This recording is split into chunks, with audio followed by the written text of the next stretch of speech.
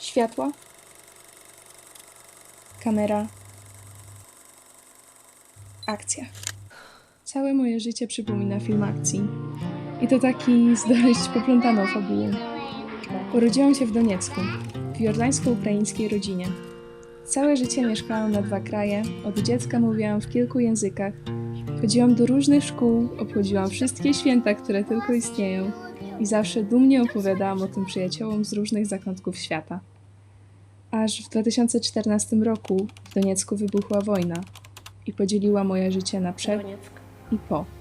Моє місто. Mój dom. Kiedyś był. Гілля калин похилилося, мама, кому ж не молилися, скільки ще забере вона твоїх дітей, не твоя війна. Musieliśmy uciekać. Z jedną walizką na 4 osoby, bez konkretnego planu działania ani miejsca przeznaczenia, uciekaliśmy nie wiedząc kiedy i czy w ogóle wrócimy. Finalnie dotarliśmy do Polski.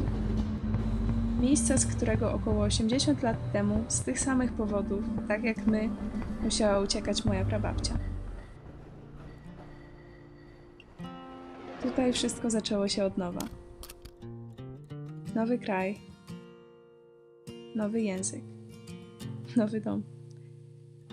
Nie znając ani jednego słowa po polsku, poszłam do szkoły. Na początku moimi najlepszymi przyjaciółmi były książki. Dzięki nim już po 2 miesiącach swobodnie mówiłam, a nawet wygrałam konkurs na najlepszą powieść o patronie szkoły.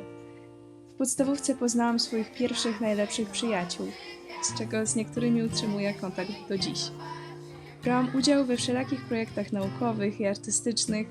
Dumnie skończyłam podstawówkę z najlepszym wynikiem z całej klasy na egzaminie 8-klasisty z polskiego.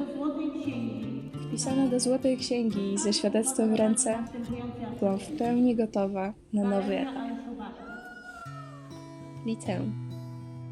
Podjęcie decyzji, do której placówki chcę iść, było dla mnie niezwykle trudne, ale na szczęście wszystko rozstrzygnęło się samo.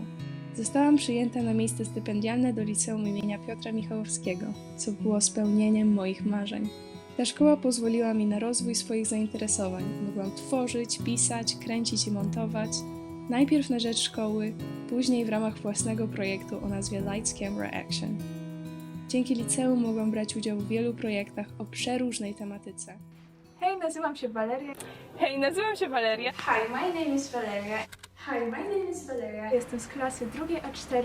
Chciałabym Wam powiedzieć o spotkaniu integracyjnym. W dalszej części przeprowadziliśmy wywiad z przechodniami Krakowa, a co z tego wyszło? Oglądajcie. Ready? Are you aware of climate change? Yes, Yeah, I tend to know a little bit about that.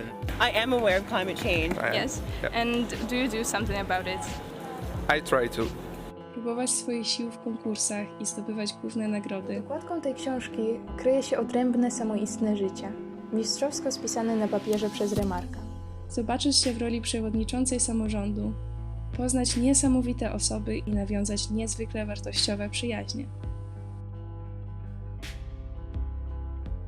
Oglądając się za siebie, z pewnością mogę stwierdzić, że nie mogłam trafić lepiej.